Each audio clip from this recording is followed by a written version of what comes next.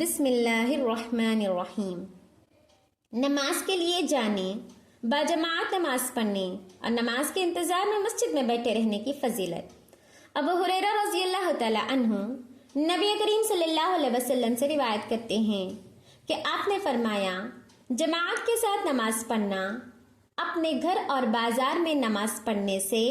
25 گنا زیادہ فضیلت کا باعث ہے، کیونکہ جب تم میں سے کوئی شخص بہترین وضو کر کے صرف اور صرف نماز کی نیت سے آتا ہے تو گھر سے لے کر مسجد میں داخل ہونے تک ہر ایک قدم پر اللہ تبارک و تعالیٰ اس کے لیے ایک درجہ بلند فرماتا ہے اور ایک گناہ معاف فرما دیتا ہے، اور مسجد میں داخل ہونے کے بعد جب تک نماز کے انتظار میں ہوتا ہے تو وہ نماز میں ہی شمار کیا جاتا ہے، اور جب تک اپنی جائے نماز میں باوضو بیٹھا رہے تو فرشتے اس کے لیے دعا مانگتے رہتے ہیں، اے اللہ اس کو بخش دے، اے اللہ اس پر رحم فرما۔ تخریج صحیح البخاری۔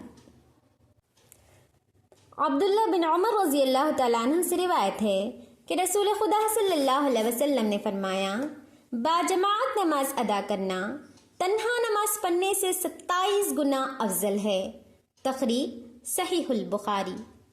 ابو موسیٰ رضی اللہ تعالیٰ عنہ بیان کرتے ہیں کہ نبی کریم صلی اللہ علیہ وسلم نے فرمایا، تمام لوگوں میں سے نماز کے اجر و ثواب کا زیادہ مستحق وہ شخص ہے جو سب سے زیادہ دور سے چل کر آتا ہے، پھر وہ جو اس سے بھی دور کر چل کر آتا ہے، اور باجماعت نماز ادا کرنے کا انتظار کرنے والا تنہا نماز پڑھ کر سو جانے والے سے زیادہ اجر و ثواب کا مستحق ہے۔ تخریج صحیح البخاری۔ ابن کعب رضی اللہ تعالیٰ عنہ بیان کرتے ہیں، ایک آدمی تھا جس کا گھر مسجد سے سب سے زیادہ دور تھا، اس کے باوجود اس کو اس کی کوئی نماز جماعت سے نہیں چکتی تھی۔ اس کو کہا گیا، یا میں نے کہا، ایک گدھا خرید لو کہ اندھیرے اور گرمی کے وقت اس پر سوار ہو کر آ سکو۔ تو اس نے جواب دیا، مجھے تو یہ بھی پسند نہیں کہ میرا گھر مسجد کے پڑوس میں ہو، میں تو چاہتا ہوں کہ میرے لیے گھر سے مسجد کے طرف آنے اور واپس جانے کا ثواب لکھ دیا جائے۔ تو رسول خدا صلی اللہ علیہ وسلم نے فرمایا،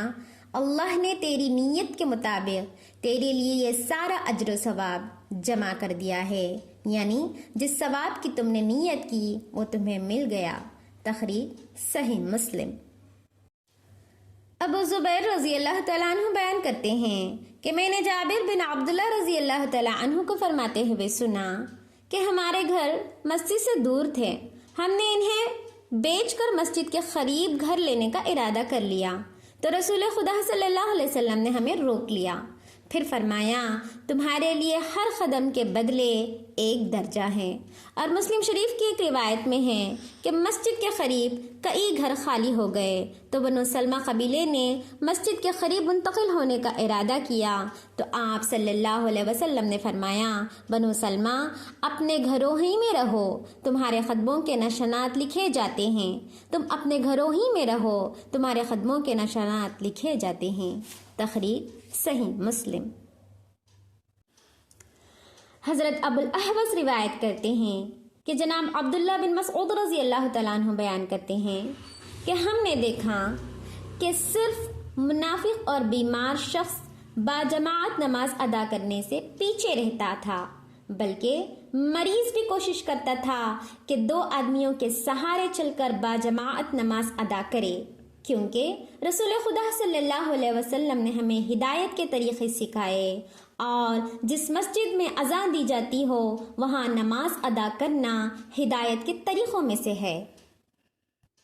تخریج صحیح مسلم۔